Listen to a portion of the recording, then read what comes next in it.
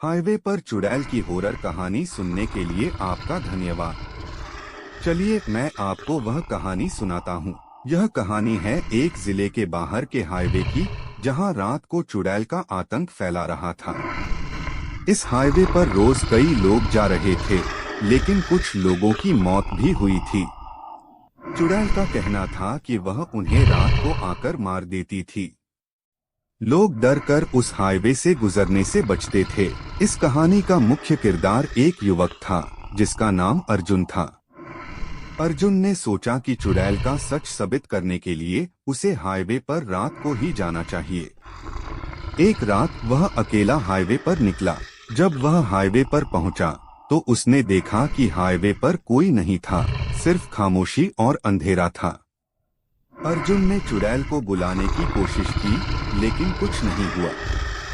तभी एक साया उसके पास आया और वहां से एक चुड़ैल उसके सामने आई।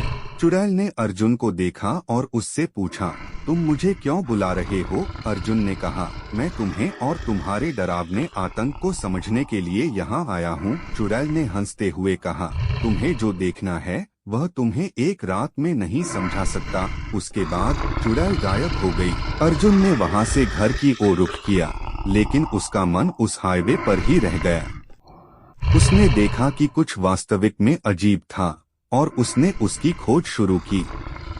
उसने पता लगाया कि चुड़ैल की कहानी कुछ और थी और उसने एक बड़ा राज खोला जिसने सबको हिला के रख दिया। यह थी हाईवे पर चुड़ैल की हॉरर कहानी, जो अर्जुन के जीवन में एक अद्वितीय टर्न लेकर आई।